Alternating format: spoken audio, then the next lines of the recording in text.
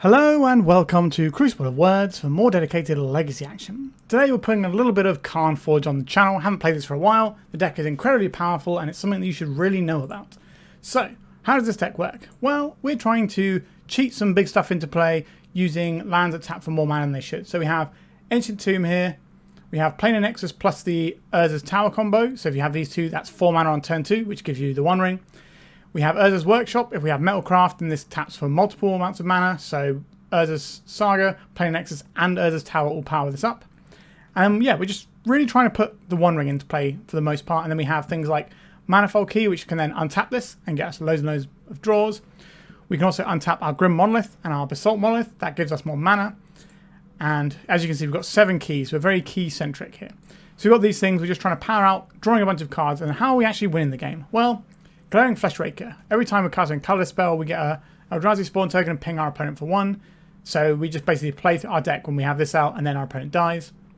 Karn can go and find us things like Mycosynth Lattice to lock the entire game out, or Liquimetal Coating to starve our opponents of resources. We can do this as early as turn 2, and that's pretty scary for our opponents. We also have Kozilek's Command, which is a great bridge. This can find us the actual pieces we need to really pop off. It can remove problem creatures, exile cards in graveyards. It can just give us some mana or chump blockers. It kind of does everything here. It's a Swiss Army knife of good colourless stuff. Got a few little Urza Saga targets in here. So we've got Mox Opal, we've got Saga Lantern and Pithing Needle. We also have Expedition maps so we can keep the Urza Saga chain going. Candelabra of Tawnos is a spicy one. We mentioned that our lands can tap for more mana than 1. Well, Candelabra of Tawnos allows us to turn that into even more mana. There is a Mystic Forge as well, so we've got our big haymakers. We've got these 4 drops that we're trying to win the game with, but then obviously the Glaring Fleshraker is actually the win condition. The Fleshraker also allows us to win through things like Null Rod quite handily as well. And there's always Urza Saga Construct Beatdown. That's always good too.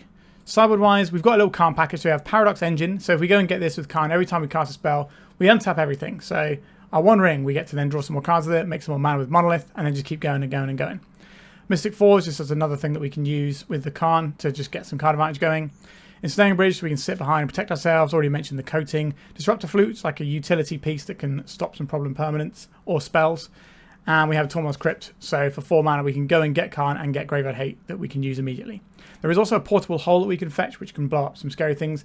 There is a 3 mana version of this, which does any permanents, any non-land permanents, so it's like Oblivion Ring, but 3 mana. I'm curious why this particular list I found is running this one, but this is one that I think won a challenge, so we're going to run with this one. We've got 4 Leyline of the Void. There's a bunch of graveyard stuff we need to be scared of. Surge Extraction helps with that. And then we have a couple of Dismembers to get rid of problem creatures like Collect Roof or whatever.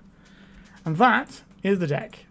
This was the best deck when Vexing Bauble was legal in the format. And once they banned it, it didn't actually strip down the power level of the deck. It got rid of some of our ways that we try and interact with our opponent in terms of making them not being able to. But we just have more cool stuff to play now. So let's see how it fares today. Like, subscribe, and let's get Karn Forging. If you've been watching my content and thinking, I'd like to play some Legacy too, then check out 3for1 Trading, one of Europe's leading Magic the Gathering retailers. They have weekly offers and upload new cards every Wednesday. And it's not just Legacy stuff they sell. They have a beautiful selection of vintage and old school cards too. Support from sponsors like 3for1 Trading make it possible for me to put out videos and help keep Legacy alive, so why not give them some love? Click their link in the description below and use my code COW3 to enjoy free worldwide shipping on your first order over €500. We're on the play, not a bad place to be. Okay, so we've got quite a lot of mana. We can just send a turn 1 Karn. It does cost us 3 Lotus Petals to do so. But our opponent might not be able to recover from a turn 1 Karn. It's what we're here to do, right? Put the big, ridiculous thing into play as early as possible and just shut the game out. Whether it's going to be drawing us 1,000,000 cards or blowing up our opponent's land every turn. Should be all good. We are going to kind of lose our Metalcraft in order to set up the Karn if we're playing it on turn 1. So the Workshop's not going to tap that much. Alright, our opponent's mulliganed to 5 cards. 4 cards. Does this mean we're supposed to just go and get Graveyard Hate on turn 1? That could be the situation we're in. Alright, Urza's Tower. This gives us Planar Nexus as a draw for next turn. Let's play out some Lotus Petals. The Karn itself should stop our opponent being able to use Artifact mana. So if they're like an Echo of Eon's deck, then we have that covered already. Alright, let's minus this. Why would my opponent have mulliganed that low? I kind of want to get a Tormod's Crypt here. just in case I oops all spells. What is a 4-card? Yeah, I'm going to get Tormod's Crypt. Maybe that's cowardly, but here we are. Our opponent thought about that one for a while, so maybe it was the right choice. If our opponent's just a fair deck and they've mulliganed this low, then we should be able to go over them. Okay, so it was oops all spells, and we do have the Crypt. You can Thoughtseize and take my Manifold Key and leave me with the Workshop. Now what? Now we minus this. We go and get the Coating. How likely are we to get Metalcraft? I guess I'll play this Workshop out. It's the one they know about as well. So when our opponent's upkeep will shut down their Bog from making mana. So whilst this is an artifact, it can't do anything because of Karn. Right, they've got another land. Tapped or untapped opponent? Tapped. Good news for us. So I think getting this Crypt on turn 1 actually is the difference between us winning and losing this game, as wild as that is. Okay, let's go for Fleshraker. Let's tap, turn this Bog into an artifact. Let's blow it up. So it becomes a 0/0 creature. So it dies to stay-based effects. They couldn't kill us with 1 mana last turn. Do I think they can kill us with 1 mana this turn? I hope not. They have to go through a Crypt as well. Alright, we got the game. Almost certainly because we fetched Tormod's Crypt. That's wild. Okay. I would like some Leyline in the Void. I would also like... I don't think the Surgical Extraction actually does anything here. So... Karn is very good against their backup plans. Our deck is very good against any fair plan they try and amass. I think it's just the Leylines we want. Now, what here looks weakest? Saga Lantern, obviously pretty good. Pithing Needle, pretty, like, mediocre. We can sometimes name the right guy, but it's not always going to work. Fleshrakers, that allows us to go wild and maybe just have, like, a big turn where we win the game. We can probably shave a key. That's probably fine. Probably shave, like, Basalt Monolith. Maybe we should get rid of this Pithing Needle. Although sometimes we can fetch it and it's useful. I think we will keep the Pithing Needle in. What next? This hits graveyard cards but isn't always the most useful thing. I think we need to keep our 4-drops because they're really good, especially the Karn here. If they are on a fair plan, we probably want to have access to these K commands. Maybe we're just getting rid of another key. Are we just getting rid of all these keys? Or are we getting rid of a Candelabra? Like we've got... the good key, where is it? Manifold Key anyway. So we may as well just have the 4 keys in the one Candelabra. We'll try this. This isn't exactly my flavour of deck to play. So my sideboarding won't be as good as some of the experts on the deck. Alright, do I think a turn 1 Saga Lantern does anything here? Probably not. We just need to mulligan to Leyline. Alright, this hand seems pretty good. 4 mana on turn 2. We put back the Ancient Tomb. Say done. Put Leyline the Void into play. Alright, they didn't want to do anything on their first turn. Good news for us. I'll play out this Urza's Tower. Next turn we can play Karn, shut off any of their artifact mana. That'll mean the Char Voucher lines are just not going to work for our opponents. I wonder if they skipped through their first turn on purpose or not. I have to imagine it was on purpose. Because they could have kept a hand that could have gone off, but then it can't go off because of what we're doing with our Leyline. Okay. So if we tap this for 4 mana, we play this, go down to 3, do this to go down to 2, this goes up to 5. 5 is not really relevant here, is it? Then we just make the Karn. We can minus the Karn.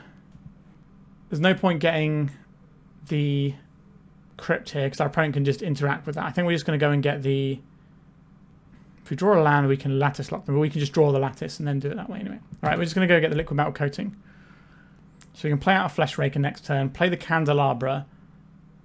That'll give us a mana to then untap our Urza Saga, which can then play our Liquimetal Coating. Alright, Thoughtseize, what are you going to take here? Is it the Coating? Are you worried about losing all your lands?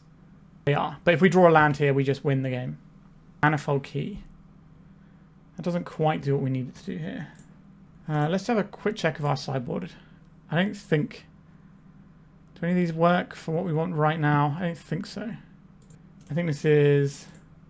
Cast Fleshraker. Cast Candelabra of Tawnos.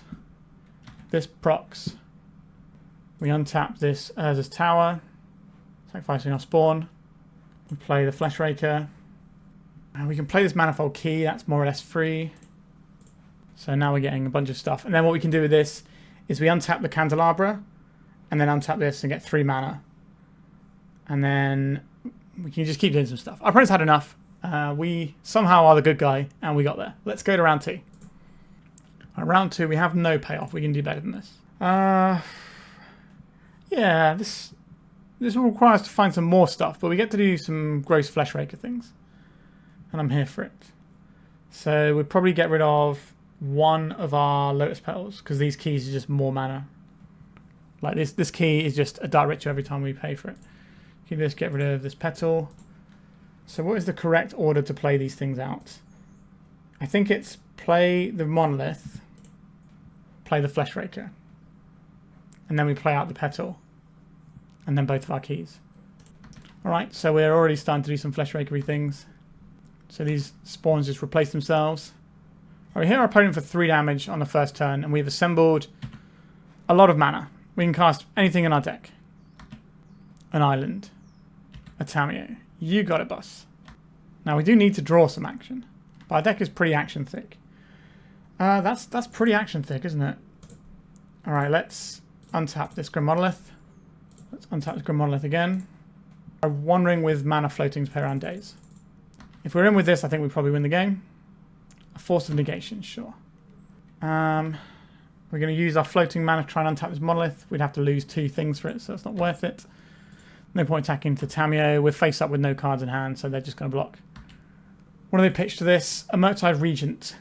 So our opponent could be Blue-Black Reanimator. It's a little unusual to see a Force of Negation in the main, but not out of the blue.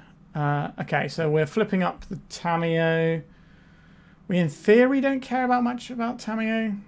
We end up with -1 power creatures. That's exciting. But generally speaking here, we're just trying to dump our big stuff into play. I'm more worried about the cards I found off the Brainstorm than the Tamiyo. Obviously, next turn the Tamiyo can get back the Force of Negation, which maybe makes things a little bit awkward for us. But we can put 1 point of damage on this Tamiyo unless they play another Tamiyo here, which I think is... Okay, it's a Ponder. So we can put 1 damage on the Tamiyo so it dies if they get the Force of Negation back. And if they just want to keep going upstairs, like, it's just a case of, is the top of our deck kind to us? Candelabra of Tawnos. Sure, let's cast it. Gets us some damages. And then we can untap this artifact. Go to attacks. We attack the Tamiyo, so it at least has to cash itself in to get the Force of Negation back. Alright, they're just going upstairs with it. Another Brainstorm. We do need to find some sort of action here. But if we, let's say, find a Kozilek's Command, we can do it for a large enough number that we almost certainly win the game. Now, that has to resolve, so we're going to play it around Days. But hopefully Days isn't going to be a thing that pinches us at any point because we have so much mana. We just need the payoff. Like, Karn here is really brutal. We can get to just shut our opponent down. I assume we have enough mana to lattice lock our opponent for Karn resolves. And then that's just lights out. Because they would counterspell the Karn if they had the ability to. Alright, 4 cards left in our opponent's hand. They did a lot of cantripping that turn, so they might have something worthwhile. Alright, 3 mana. Untap Grim Monolith. 3 mana. Let's try Mystic Forge. Are we in with the Forge? No, they got a Force of Will. I will untap this Grim Monolith with the mana I have floating. I'll go to attacks. I think we're still attacking Tamiyo. By attacking it and putting 1 damage on it, we are giving ourselves a little bit more time to try and draw like some banger. Like pretty much any of the big 4 mana bangers in our deck just immediately win. So like Forge, One Ring, or Karn, any of those win us the game. Same with the Kozilek's Command. Entomb. Alright, well we have creatures to sacrifice, but they're probably going to go and get a Traxxas here. Yep, so no point getting Archon against our board here, so just going to go and get the Traxxas, bring it back, and then have a whole bunch of cards. And then they can get back the Force of Will or the Force of Negation with Tamiyo, and I think we've probably been done here.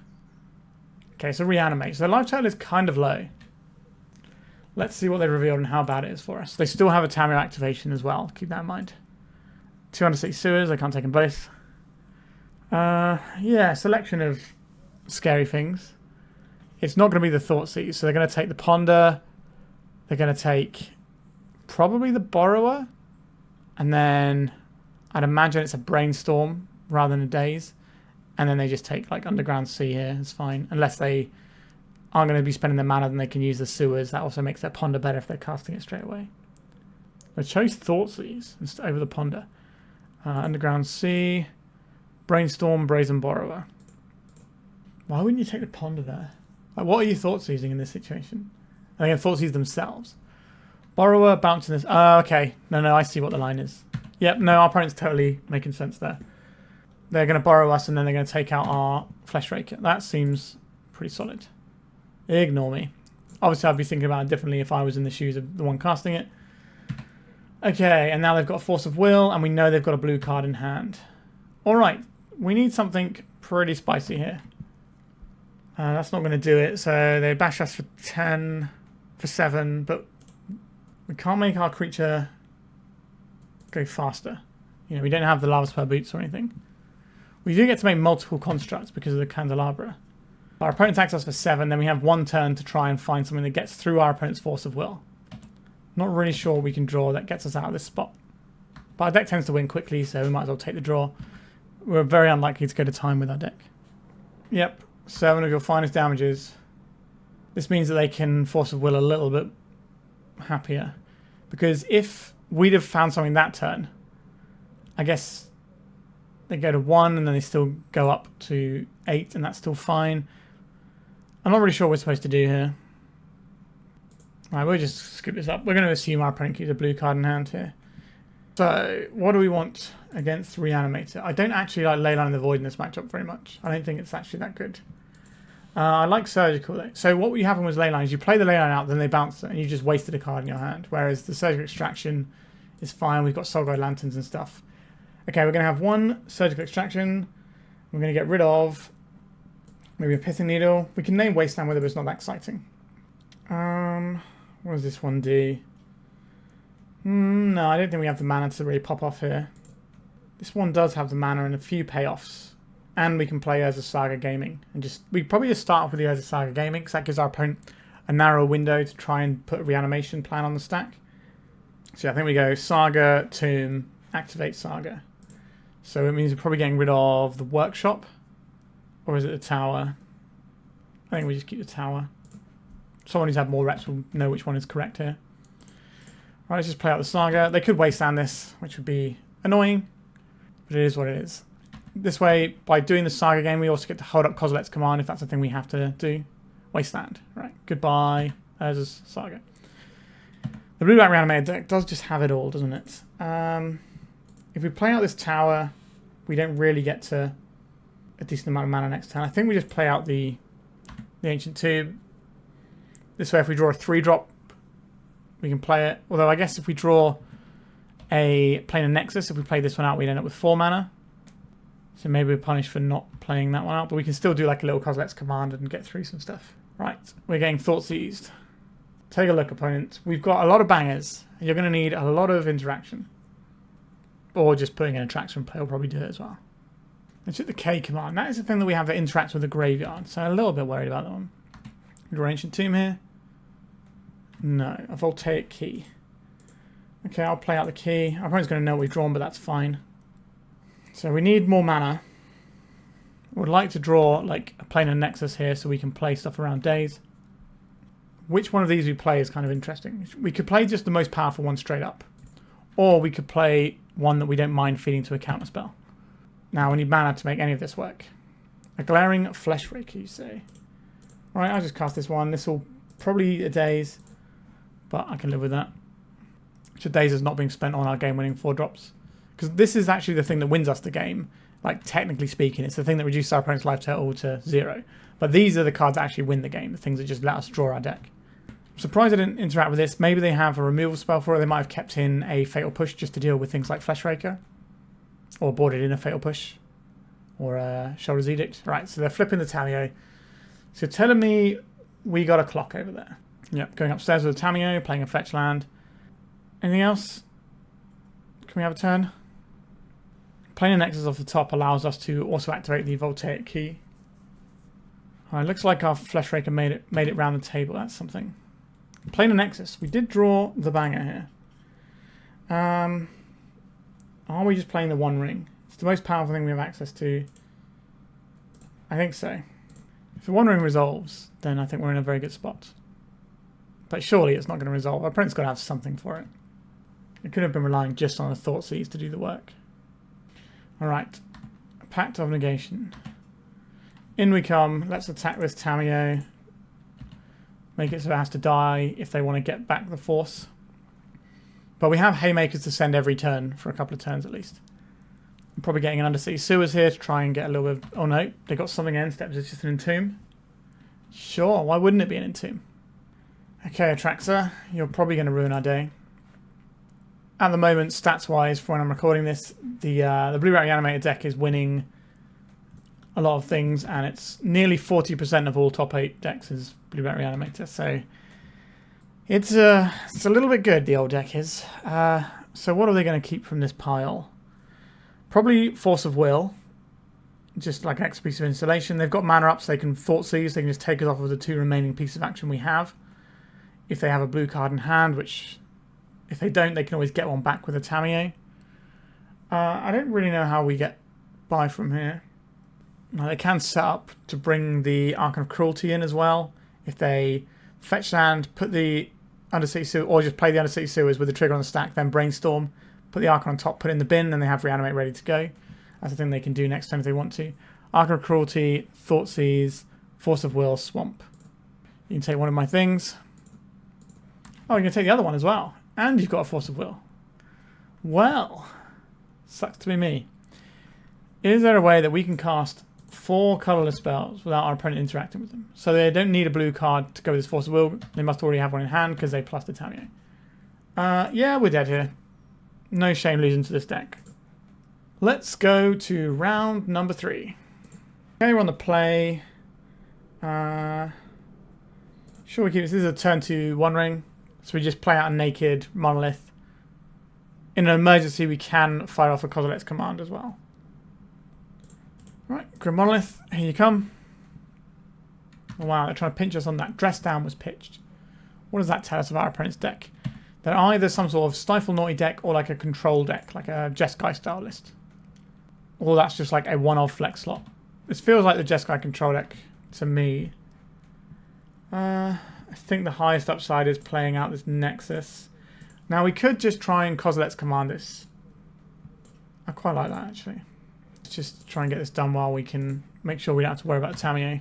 Because when they start rebuying their Force of Negations, it can really stifle what we want to do with our plays. Alright, so next turn we definitely have access to one of our big bangers here. Which one do we actually play out? It's kind of an interesting choice. Now, the One Ring is the more powerful thing. But I don't think anything... I don't think they have... No, I don't think they would have counterspelled this Kozilek's command. If they're the control deck that we think they are, they're not really about trying to do that sort of thing. Now, if they go for like a Dress Down here... Okay, they're trying to stop our Eldrazi Spawn making mana. Alright, so maybe we'll just slam the One Ring and try and shut the door. Let's play this out. I don't believe our opponent has days, but we may as well get the One Ring going. If this works, we'll play the Voltaic Key, and then we can use the spawn in our opponent's turn to draw some more cards. Alright, we're just in with the One Ring. Good times for us. Let's play this Voltaic Key. In the end step, we can untap our One Ring. Alright, so let's draw some extra cards on our opponent's upkeep. They can't target our hand with anything because we have One Ring protection. This Jeskai deck really struggles against the One Ring. I actually recorded with this earlier today, but it would have been on the channel a while back because of the order I have to record stuff in. Alright, Prismatic Ending, sure. Alright, we just get to rattle off a bunch of cards, I guess. Okay, I'll play a Tower. Attacks for 3. Play a Key. Untap the One Ring. Draw some more cards. We got some choices here. I guess we play out this. We don't have a Fleshraker. We could just draw some more cards with the One Ring. That rarely feels like a bad thing to be doing. Okay, and we can tap this for Grim Monolith. Tap this for 3. Tap this for 4. Get a Mystic Forge in. We can play this Lotus Petal. We can probably afford to lose a life here. Grim Monolith, sure, I'll take that off the top. If we take 5 next turn, then we just win the game the following turn. I don't actually want to play this one out just yet. Is it worth playing out this Monolith from our hand? It's kind of the same thing either way, but we just have to discard 1 fewer cards. I think that's fine. We're going to clean up. Next turn, we just rattle off a bunch of stuff and our opponent dies. I don't think we need Pithing Needle. I don't want this Ancient Tomb. They can both go. If we play the Urza's Workshop, it's probably worth more mana than anything else because it's going to see all of these Urza lands and it's going to pump this existing Urza land. I guess if they have their 1 of 4 Theolingus, they can kill us. Although we do have an emergency Kozilek's Command. Flame of Anor blowing up our Mystic Forge is also pretty reasonable.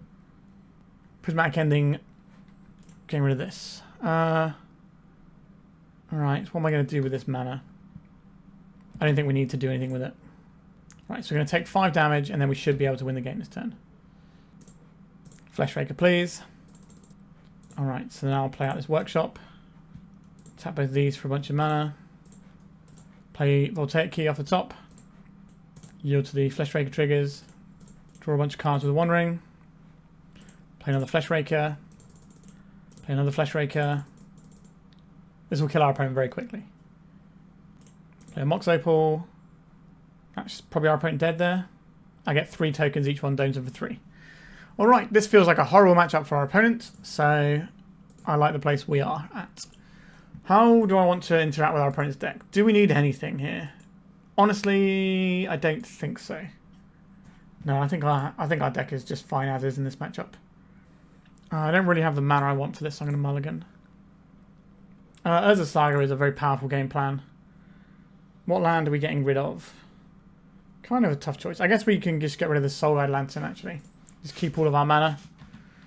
We'll always have things to do with our mana because we'll always have a million cards in hand unless we've got nothing going on. But we've got some Urza Saga action. We've also got time here, which is good to note. Okay, Urza's Tower. Let's play out a Candelabra of Tawnos. Next turn we play Saga into Monolith, I think. And then we just start chugging with the old constructs. Our opponent does have Dress Down in their deck. They also have Flame of Anor, which can blow some stuff up. And they have Stony Silence as a way to shut down our artifacts. Let's get our Urza Saga in. Let's go for a Grim Monolith here. I don't think I'm playing out the Fleshraker this turn. Like, if we lose our Grim Monolith, that kind of sucks, but we're always going to play it anyway so that we have more power on our Urza Saga constructs. This is also going to give us a Workshop that's tapping for more mana just by having more artifacts in play. And then we should be able to string together a pretty powerful board from here that's going to force our opponent to Dress Down or dig for a Dress Down. And then at some point we can try and sneak in something else. Teferi Time Rabbit. This can bounce our Urza Saga. I'm going to bounce the Grim Monolith. Sure, I guess.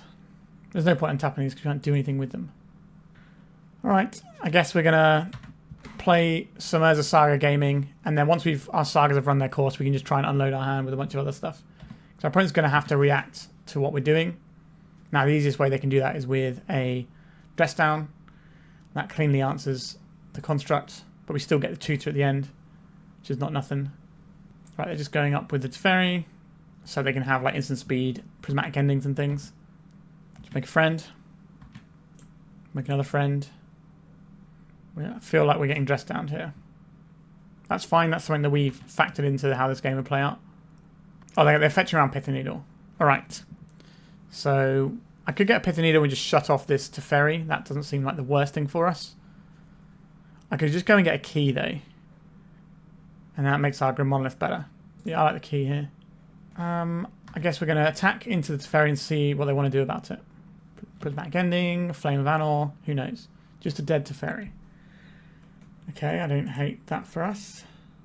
If we play this out, this now taps for more mana.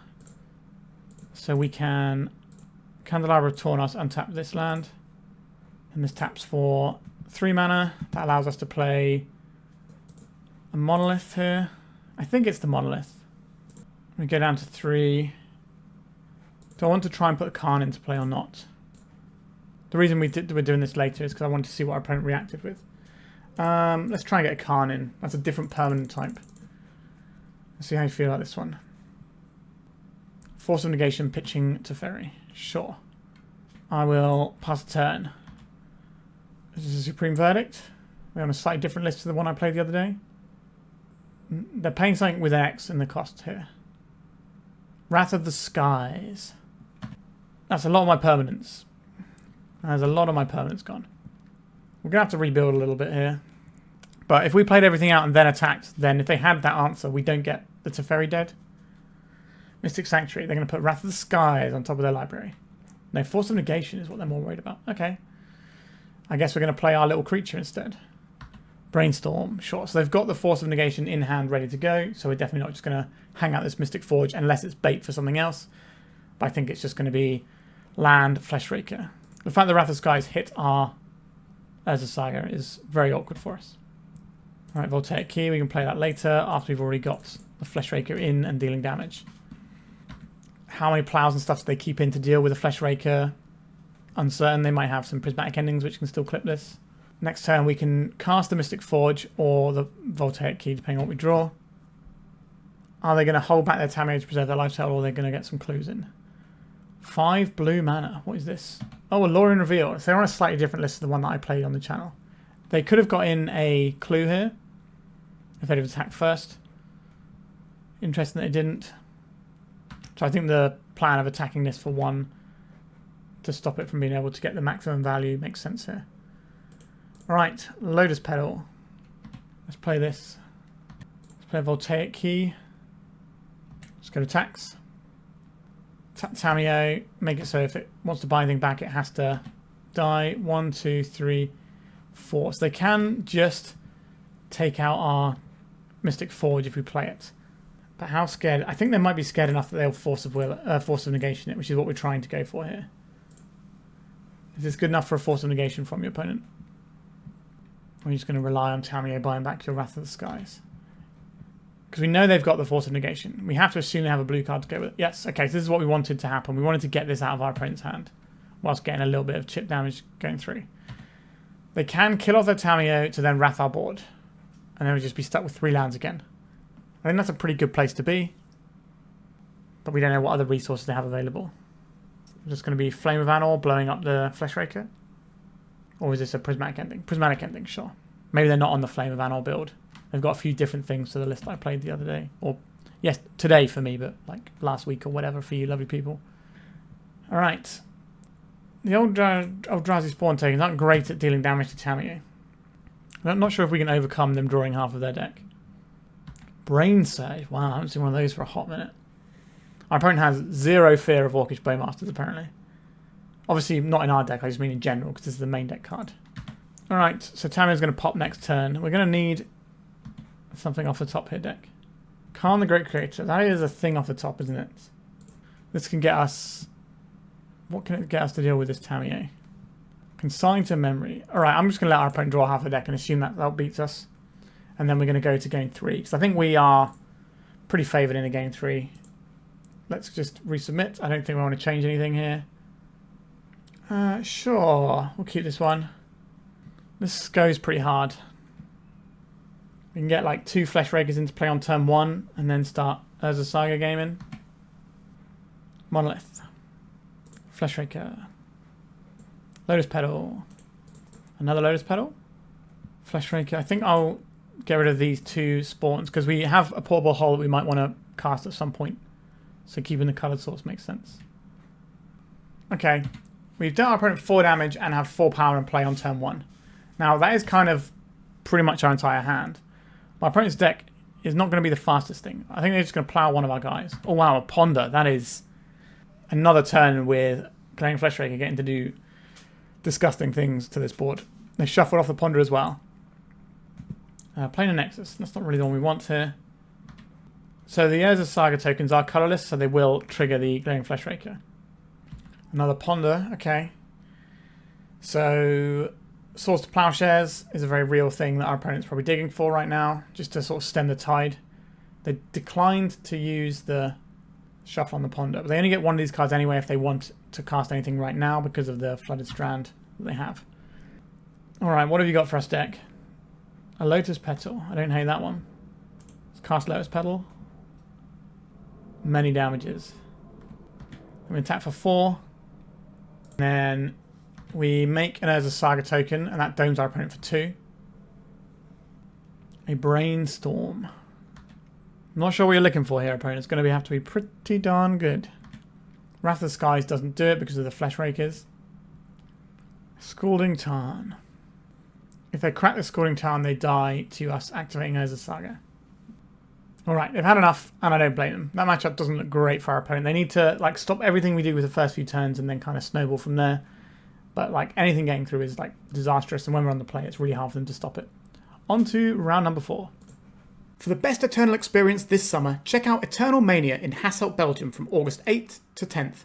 Aside from hosting the European Legacy Masters, they have a whole host of other tournaments from team trios to old school and pre-modern. I will be there playing Legacy and hanging out as a special guest.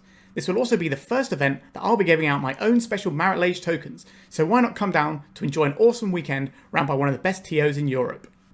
Okay, I guess it's a turn to Karn or One Ring. We keep those.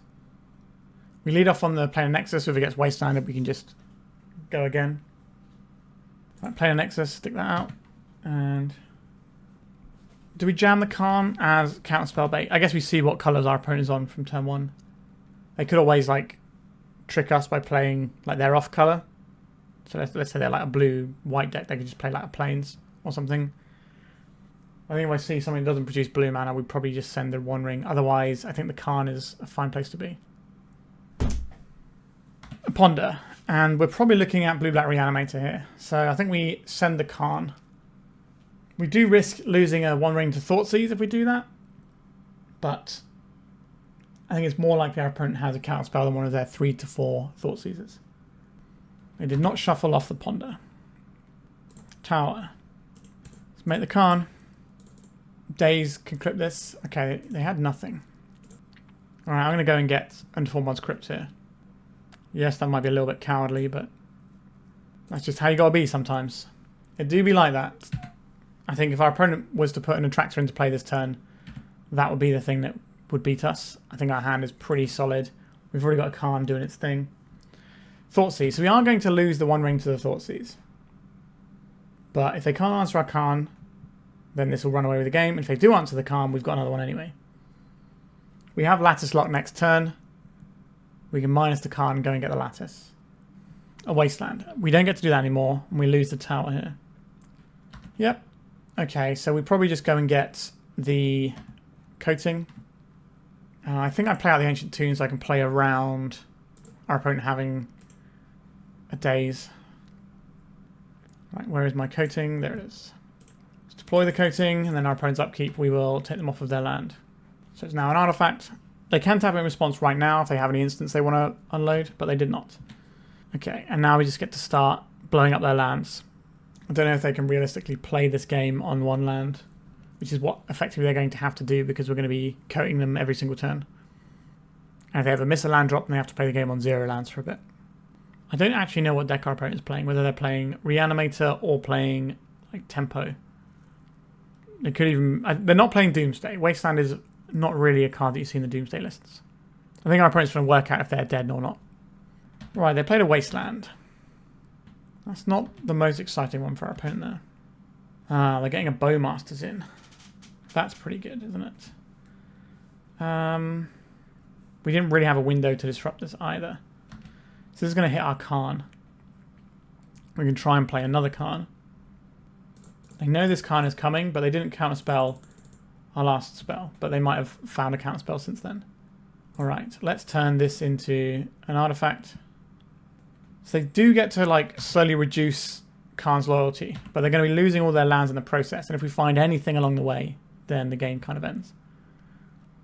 We can't just get the Lattice, because then our Karn will die probably. Because they get 2 damage on it now, we minus it to 2 to play the Lattice, and then we just got nothing.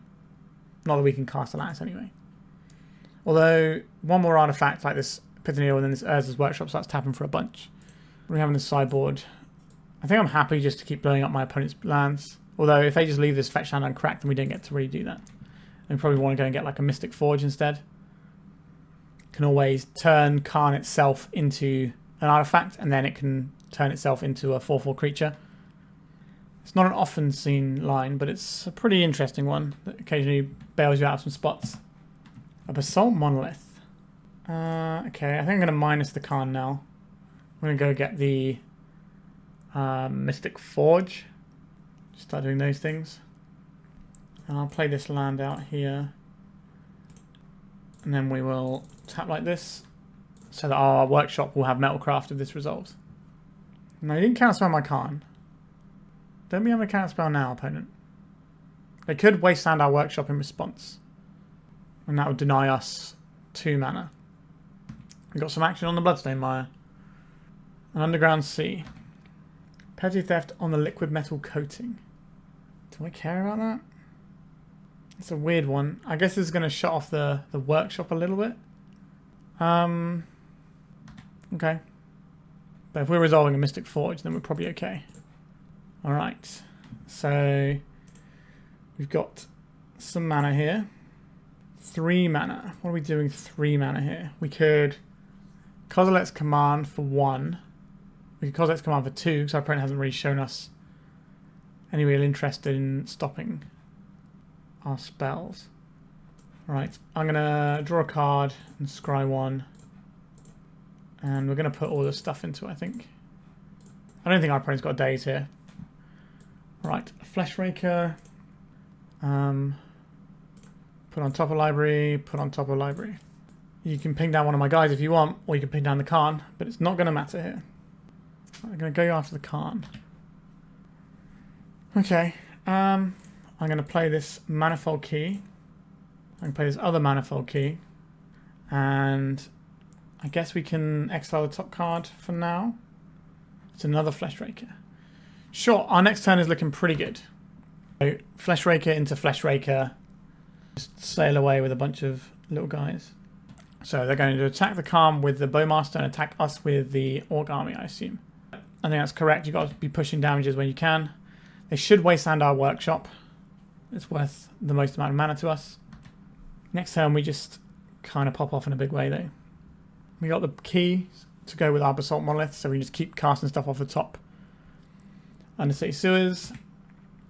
I would like them to not wasteland our workshop, but they're certainly playing in a way that makes me think they're going to. Goodbye workshop. Okay, so 1, 2, 3, 4, 5 mana is all we can really muster right now. We could just deploy this One Ring. We could deploy the Basalt Monolith first, because this is going to let us increase our overall mana. Taps for 3, untap this. Taps for 3, play the One Ring. I believe we can probably win this game. I don't really want this Urza Saga. Alright, sure, you can ping. They can ping their own guy. They can't ping us because we have 1 ring protection. I will... What are we doing here? I don't think this is about Urza Sagaing.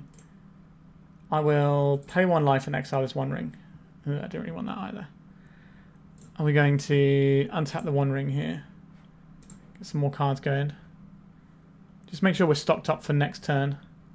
It's not a great selection of One Ring stuff, if I'm being perfectly honest. We don't have to worry about taking damage, at least, for next turn. Pithing Needle. We will name Wasteland.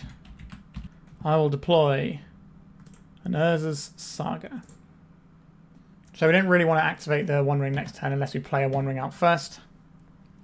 But the plan is probably just Fleshraker and then win off of Fleshraker stuff. We still don't know if we want to be doing Tormod's Crypt stuff or not in this matchup. I guess we'll find out maybe in the next game. Right, so we're going to take some damage off the One Ring. And then we start shredding, I guess. Do we want to get a Fleshraker into play first? I think we probably do. So we probably go Manifold Key, untap this Monolith. I'm going to bounce our Monolith. Is that what this pause is?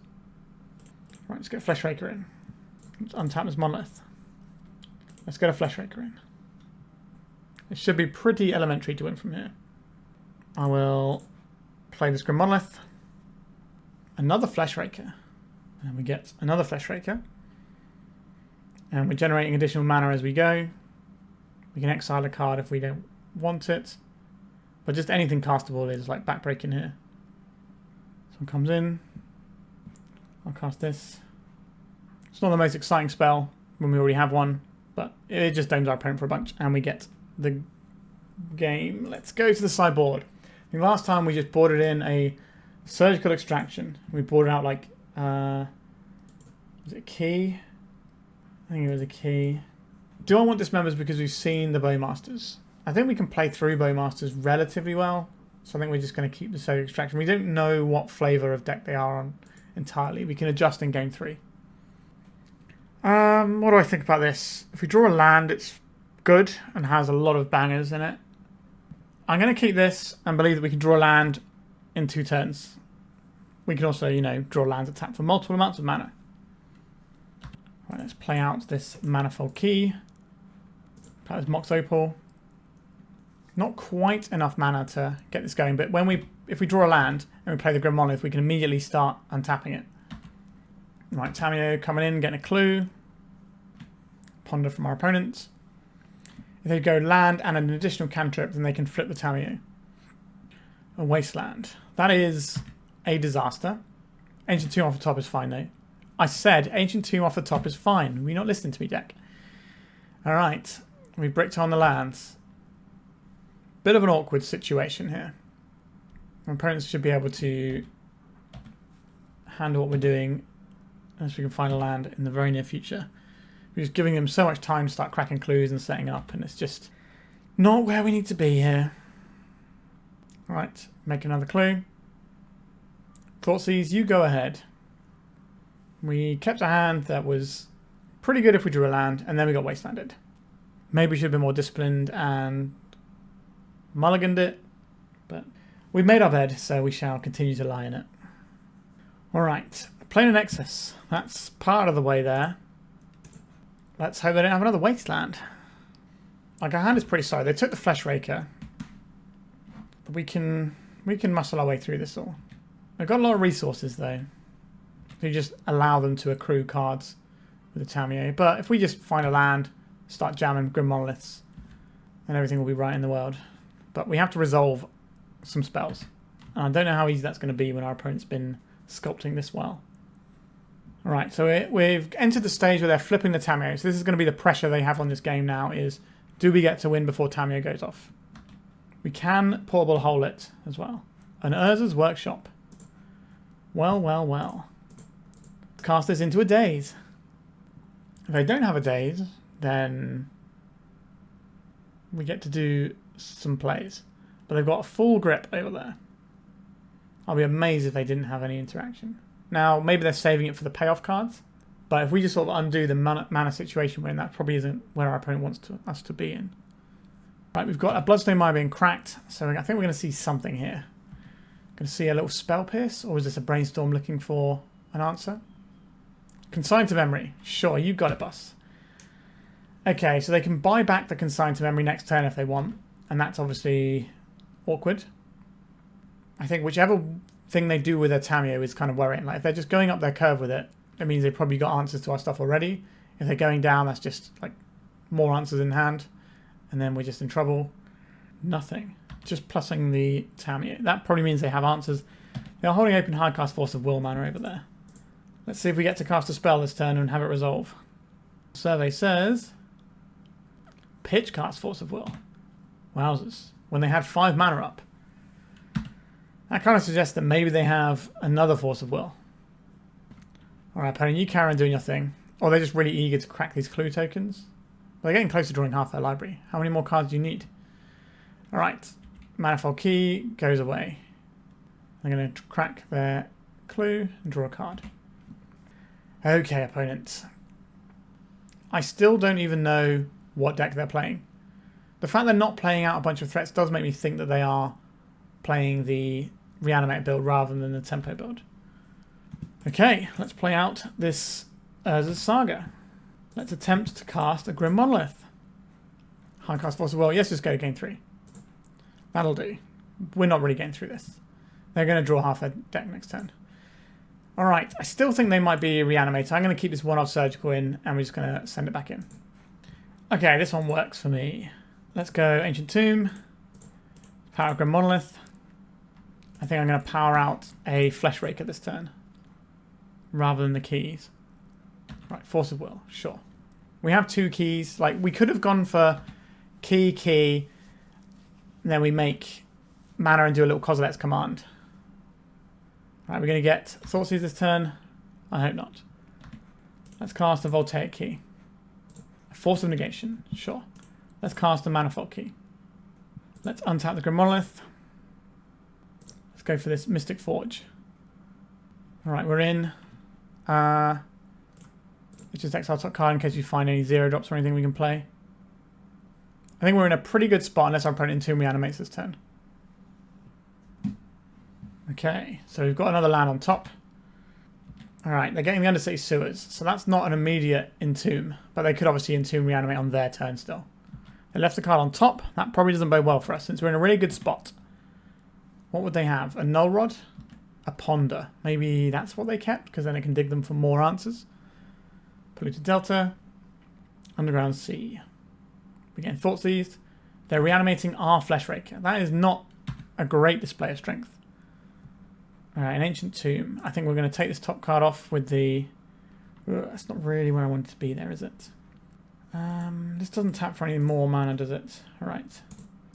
Let's untap this Grim Monolith. Let's go for a Kozilek's Command. I think we leave one in the pool to play around Days. Okay. We're just going to bottom all of these, I think. I don't really want to draw this Lotus Petal.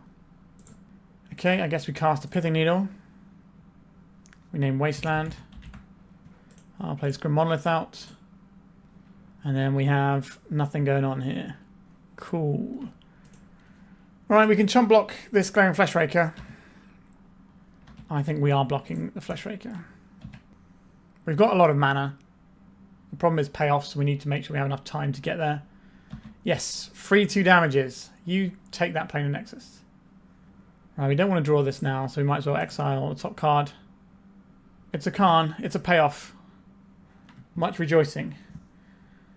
We play this, it gives us +2 mana because it makes this tap for more. Alright, let's go for a Karn. Our opponent's got 1 card in hand here. How much mana can we actually generate here? Tap this. This untaps this Grim Monolith. We can Lattice Lock here. If they go to remove our spawn, we can make another spawn. And the Fleshraker doesn't even kill the Karn in 1 hit. Our opponent's got 1 card in hand. Alright, they're scooping it up and we got the match. I still don't know if our opponent was on Reanimator or not. Weird. Alright, so we are 4 rounds in and we are 3-1, so the 4-1 is on the board. It's fine. We've got a lot of mana, we've got a lot of payoffs. We've kept a hand like this before. Here we go. Grim Monolith into Fleshraker. Spam out some other bits and pieces. We're getting stopped by a Force of Will. We are getting stopped by a Force of Will. Pitching a Brazen Borrower.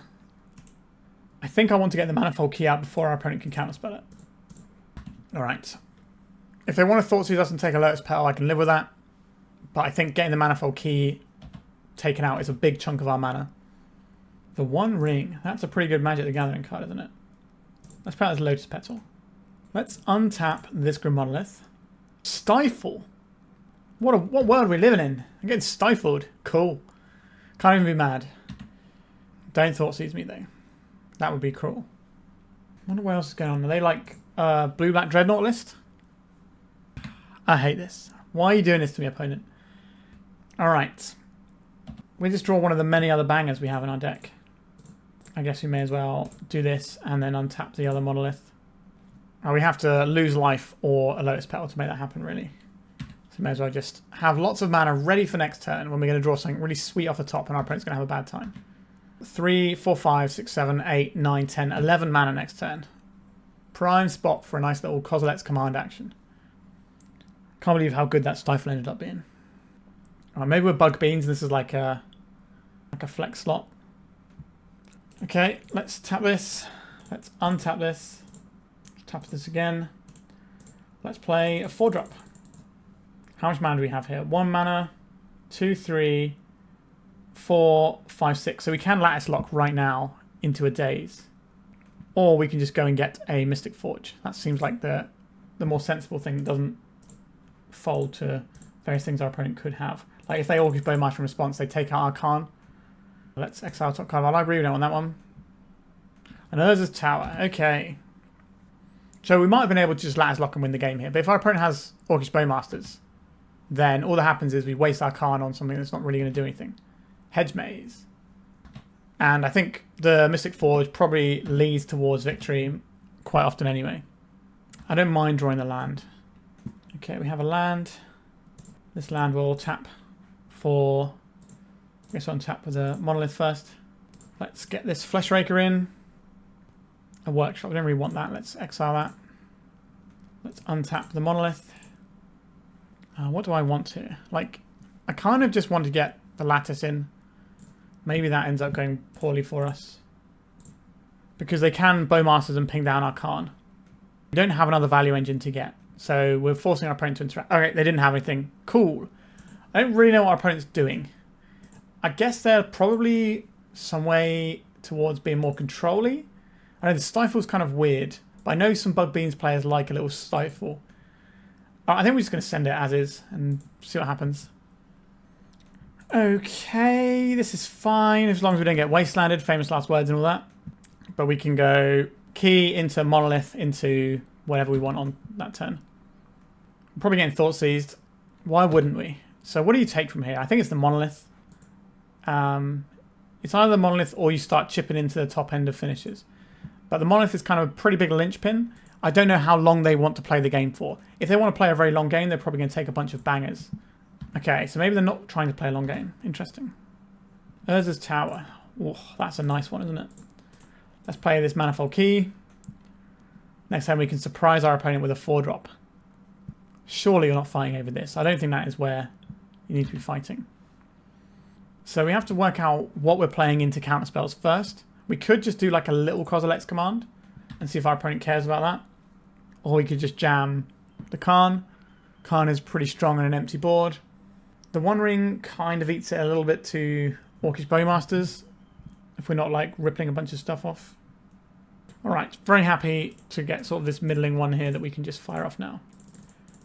Alright, they probably have to respond. They did not respond. Interesting. So this is the one that also works under Null Rod quite nicely. So the Karn can do some stuff under Null Rod too. But we've got the ability to start ripping stuff soon. I wonder if they've got like Force of Vigor. I think they have green in their mana base. There it is. There's the Force of Vigor. And we lose the Key and the Forge. Alright. A 2 for 2, but the Key was kind of like whatever. It wasn't doing anything just yet. And if we like resolve the One Ring, we just win. That's what that card says on it. Tropical Island. So we're probably like an Uro gamer over there. Only 3 cards left in their hand. I think I'm willing to just fire him with the One Ring now. I will play around Days though. They know this is coming. They might have something like a Consign to Memory here, but that's going to catch anything we play really. Orcish Bowmasters, you got it. I will still take my card. You can grow your Origami. I think we're going to win before it matters. Alright, there's a pretty good win condition. Let's deploy a Voltaic Key. So we can make a choice to take a bunch of damage by tapping the One Ring next turn. And then once the stack's cleared of all these triggers, then we can start deploying stuff. I think that's a pretty reasonable way to go here. Fleshraker into Kozilek's command is going to be pretty spicy. We could always just use the Kozilek's command to get rid of the Bowmasters. But we'll see what our opponent plays and then maybe adjust based on what we see. We also don't know what we're drawing yet. Okay, so they fetched their land but did nothing with it. What does that tell us? I don't know. That's what we draw for turn, then we can work out what we're doing with the One Ring. And Urza's Tower, that is a pretty good draw, isn't it? Right, I'm going to take some cards here. You can ping me if you want. I don't mind. I'm nice like that. Right, let's go for... I think we go for Fleshraker. If they cast spells to the point where they can't play another Bowmaster, then we can just Kozilek's command this Bowmaster out. Force of Will, pitching Murktide Regent. Understood. Okay, 1 card left in their hand.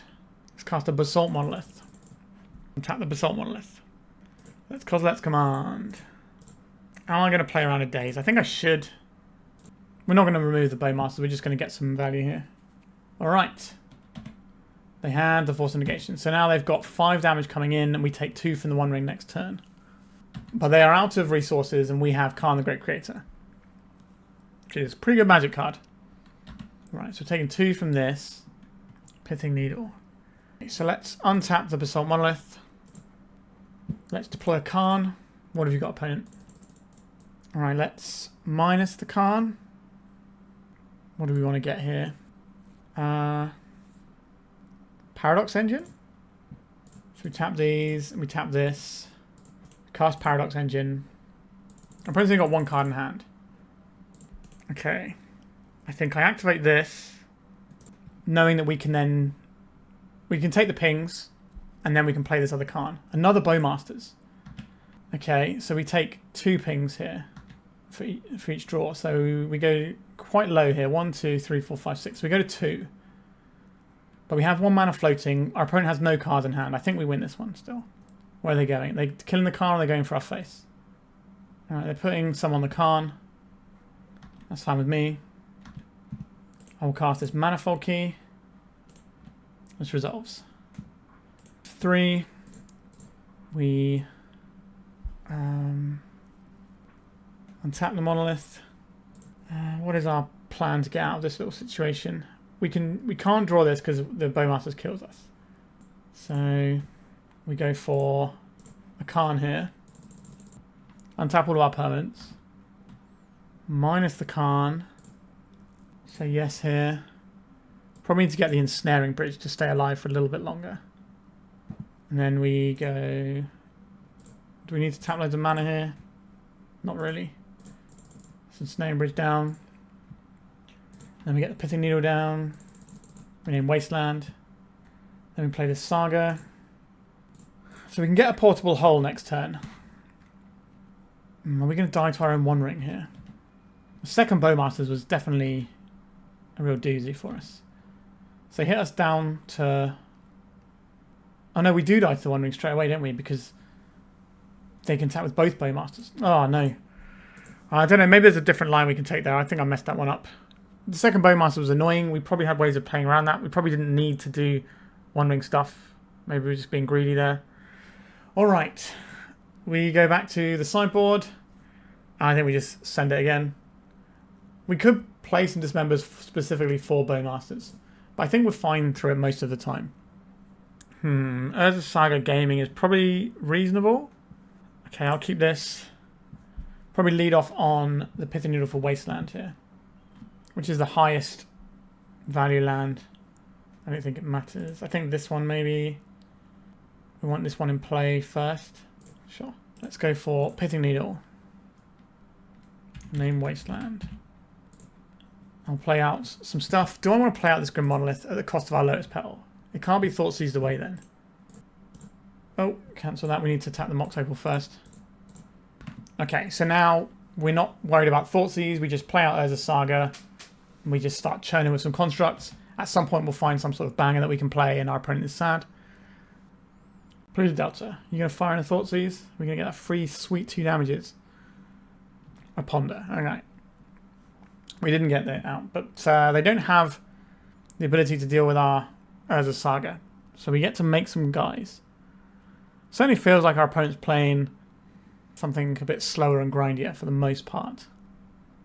I think we've seen Force of Negations and Bowmasters and multiples. Alright, let's play out this Urza Saga. I will deploy this Monolith. I guess if we get hit by a Force of Vigor, that's going to be bad. We want to get some guys off our construct. Get some constructs off of our Saga. Yes, 3 damages. Take that, opponent.